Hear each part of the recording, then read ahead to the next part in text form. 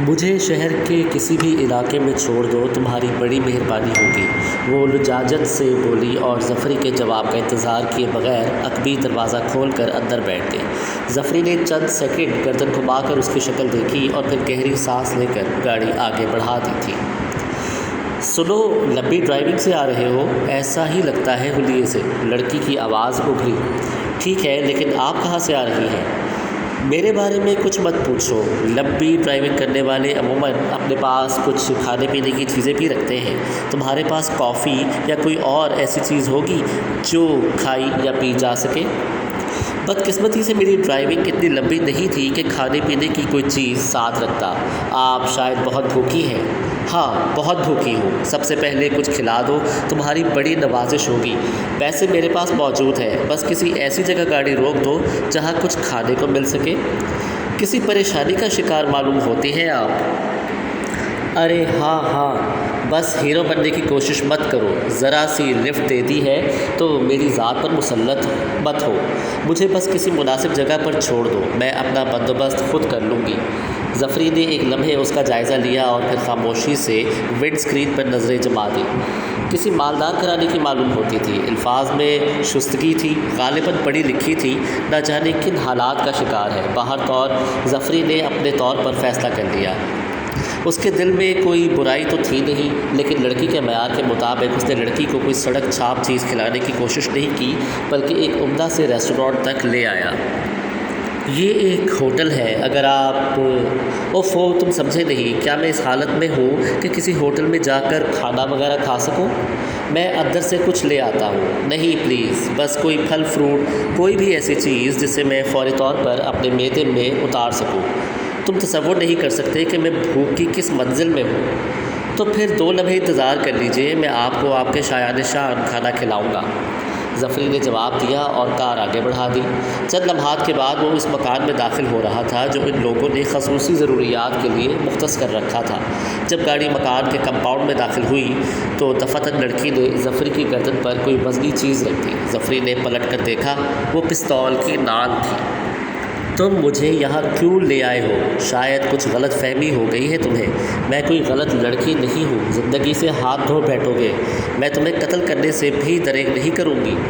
محترمہ پرسکون رہیے، میں آپ کو کوئی تکلیف نہیں دوں گا، یہاں آپ کو کھانے پینے کی چیزیں دستیاب ہو جائیں گی اور پھر جہاں فرمائیں گی میں آپ کو چھوڑ دوں گا، آپ بالکل مطمئن رہیں۔ ظفری نے کار روک دی، انجن بند کیا اور نیچے اتر آیا۔ آئیے، آپ بھروسہ کیجئے مجھ پر، ظفری نے نرم گوئی سے کہا اور لڑکی جلدی سے دروازہ کھول کر نیچے اتر آئی۔ اس کے باوجود مجھے افسوس ہے کہ میں یہ پستول ہاتھ سے نہیں رکھوں گی، دراصل میں جن حالات کا شکار ہوں ان کے تحت مجھے کسی پر بھی اعتبار نہیں ہے۔ کوئی حرج نہیں ہے، آپ چاہیں تو یہ پستول میری گردن پر رکھے سفر کر سکتی ہیں، آئیے، ظفری نے جواب دیا اور اندر داخل ہو گیا۔ اس مکان میں کوئی نہیں رہتا تھا، لیکن ضرورت کی تمام چیزیں یہاں موجود تھیں۔ ظفری اسے سیدھا کچن میں لے گیا۔ ریفریجریٹر میں بہت سی چیزیں موجود تھیں، یہ سب کچھ انتظام بھی بس خاص مواقع کے لیے کیا گیا تھا، کوئی بھی چیز ایسی نہیں تھی جو زیادہ دیر رکھنے سے خراب ہو جاتی۔ لڑکی نے بدستور پستول ہاتھ میں رکھا اور ریفریجریٹر میں اسے جو کچھ نظر آیا اسے اٹھا کر حلق میں ٹھوسنے لگی۔ ظفری تھوڑے سے فاصلے پر کھڑا دیوار سے ٹکا اسے گھور رہا تھا۔ لڑکی کافی خوش شکل تھی، بڑی بڑی سی شریر سی آنکھیں، کسی قدر بھورے سے بال، متناسب قد اور متناسب اعضاء، چہرے کی کشادگی، روشن پیشانی بلا شبہ اسے اچھے خاندان سے ظاہر کرتی تھی۔ ظفری کو اس پر کافی رحم آیا، وہ جس انداز سے کھا رہی تھی اس سے یہ اندازہ ہوتا تھا کہ بہت ہی بھوکی تھی۔ جب وہ کھانے سے فارغ ہو گئی تو ظفری آہستہ سے بولا، اگر آپ محسوس نہ کریں تو آپ آرام سے تشریف رکھیں، میں بہت اچھی کافی پلاؤں گا آپ کو۔ پستول اپنے پاس رکھیے، یہ ضرورت کے وقت کام آئے گا آپ کے لیے، بشرطے کہ اس کی ضرورت پیش آئے۔ لڑکی اب کچھ نڈھال سی ہو گئی تھی، اس نے گردن ہلاتے ہوئے کہا، تمہارا بہت بہت شکریہ، در حقیقت تم اس وقت میرے لیے فرشتہ ہی ثابت ہوئے ہو۔ خدا کے لیے میرے ساتھ کوئی بدتمیزی یا غیر انسانی حرکت کرنے کی کوشش مت کرنا، میں جن حالات کا شکار ہوں اگر تم انہیں سن لو تو دکھ ہوگا، یوں بھی کسی مظلوم کی مدد کرنا ثواب ہے۔ آپ بالکل مطمئن رہیے، جائیے جس کمرے میں چاہیں تشریف رکھیے، پستول آپ کا ساتھی ہے ہی، میں کافی بنا کر لاتا ہوں۔ نہیں، میں تمہیں تنہا کافی نہیں بنانے دوں گی، میرے سامنے کافی بناؤ، میں یہاں بیٹھ جاتی ہوں، لڑکی نے جواب دیا اور ظفری کے ہونٹوں پر مسکراہٹ پھیل گئی۔ شاید آپ سمجھ رہی ہوں گی کہ میں کافی میں کوئی خواب آور دوا ملا کر آپ کو بے ہوش کرنے کی کوشش کروں گا۔ ہاں، مجھے معاف کرنا، میرا یہی خیال ہے۔ اچھا ٹھیک ہے، آپ تشریف رکھیے، میں کافی بناتا ہوں، ظفری نے جواب دیا اور پھر بہت ہی عمدہ کافی بنا کر اس کی ایک پیالی لڑکی کو پیش کر دی۔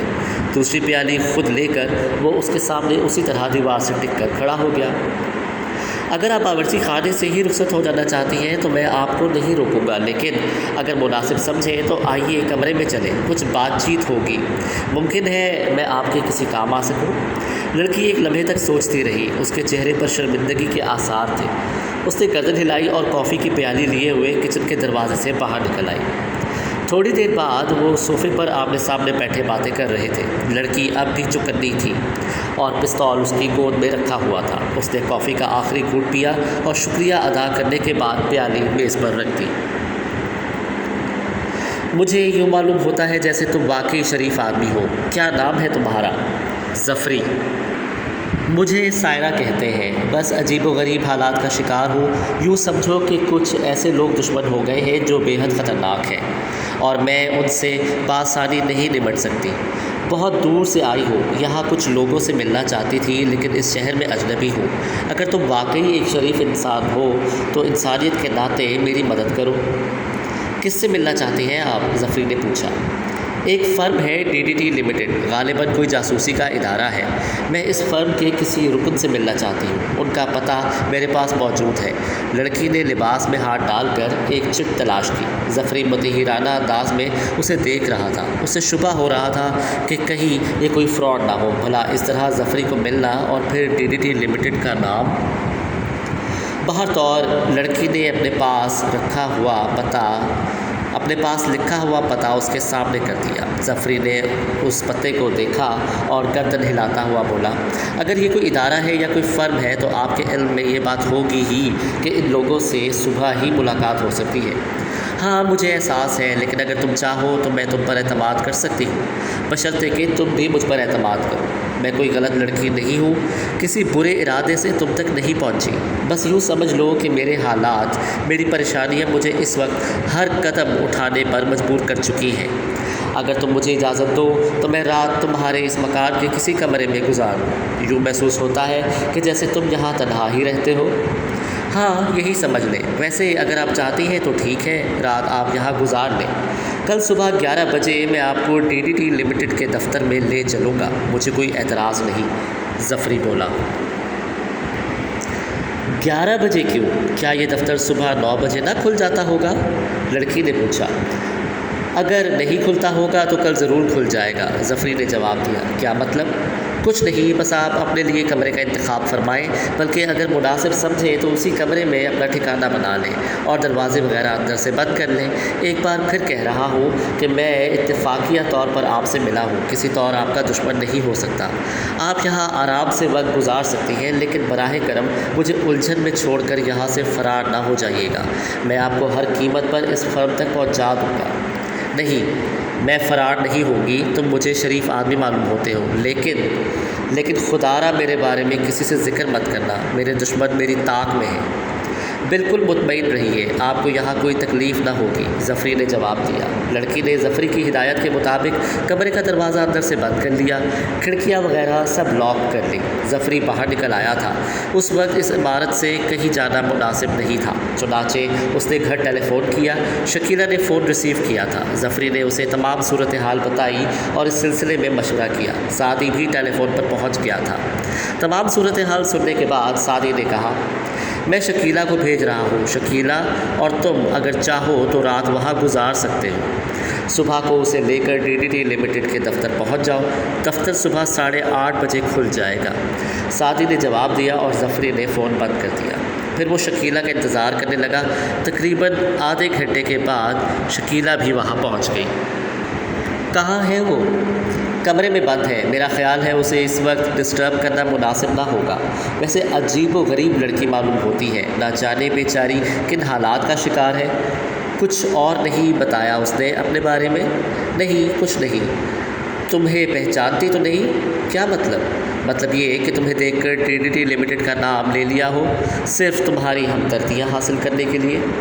ایسا لگتا تو نہیں، لیکن ابھی کوئی فیصلہ کن بات کہیں بھی نہیں جا سکتی، ظفری پر خیال انداز میں بولا۔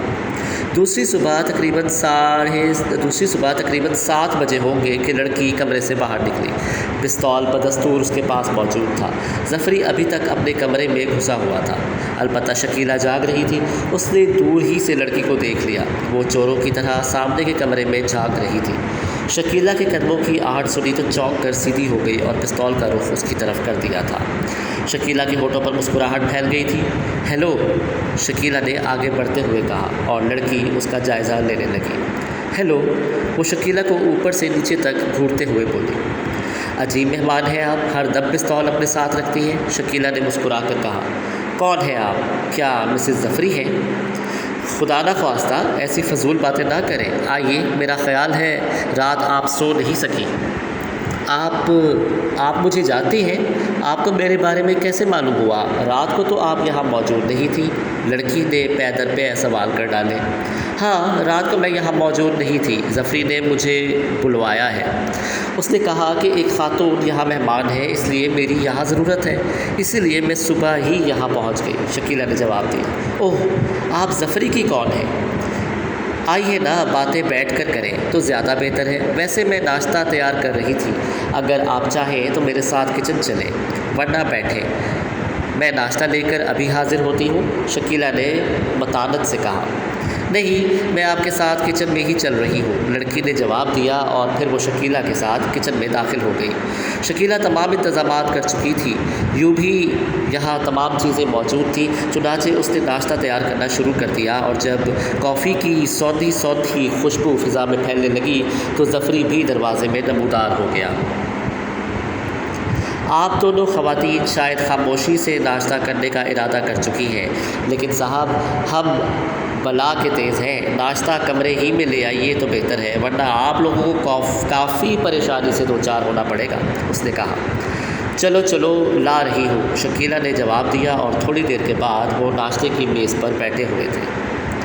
ناشتے کے دوران سائرہ بار بار نگاہیں اٹھا کر کبھی ظفری کو دیکھتی اور کبھی شکیلہ کو، اور جب اس کی نگاہیں شکیلہ سے ملی تو اس کے ہونٹوں پر مسکراہٹ پھیل گئی۔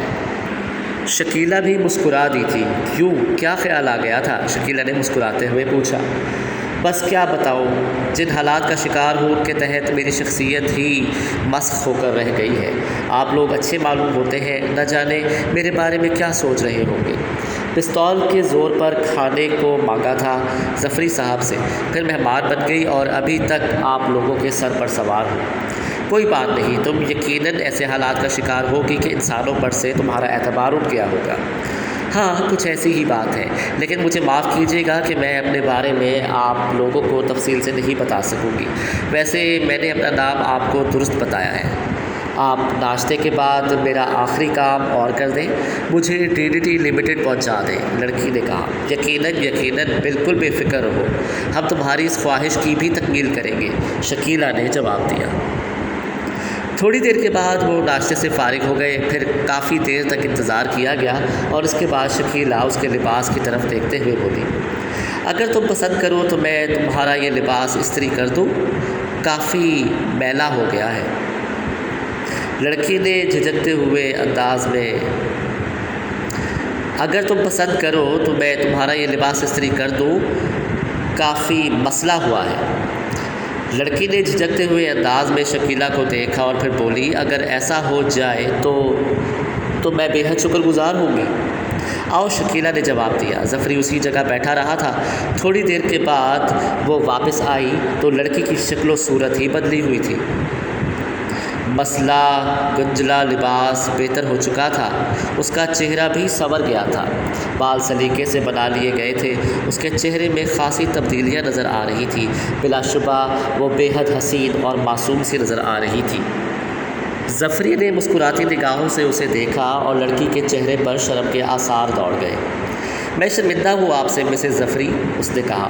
ارے بھائی، ان تمام باتوں کی کوئی ضرورت نہیں ہے، میں نے آپ کی کسی بھی بات کا برا نہیں مانا، ہم آپ سے کہہ چکے ہیں کہ ہم نے آپ کو حالات کے ہاتھوں مجبور سمجھا ہے، اس لحاظ سے معافی تلافی کا کوئی ذکر نہیں ہونا چاہیے۔ بہت بہت شکریہ، سمجھ میں نہیں آتا کہ آپ کا کس طرح شکریہ ادا کروں۔ واہ، مسلسل شکریہ ادا کیے جا رہی ہے اور اب بھی سمجھ میں نہیں آ رہا۔ شکیلہ کہاں گئی؟ وہ آ رہی ہے، شاید کچن گئی ہے، لڑکی نے جواب دیا، اور اسی وقت شکیلہ بھی اندر داخل ہو گئی۔ چلو اٹھو ظفری، میرا خیال ہے وقت ہو چکا ہے۔ ہاں یقیناً، ظفری نے جواب دیا۔ تھوڑی دیر کے بعد وہ کار میں بیٹھے DDT لمیٹڈ کے دفتر جا رہے تھے۔ سب سے پہلے ان کا استقبال کرنے والا ٹیٹو تھا، جو اپنے مخصوص لباس سے ملبوس تیز نگاہوں سے ان سب کو دیکھ رہا تھا۔ وہ ٹیٹو سے کوئی بات کیے بغیر اندر داخل ہو گئے۔ سائرہ DDT لمیٹڈ کا بورڈ پڑھ چکی تھی اور کسی قدر مطمئن نظر آ رہی تھی۔ سعدی نے اپنی کرسی سے کھڑے ہو کر سائرہ کا استقبال کیا تھا۔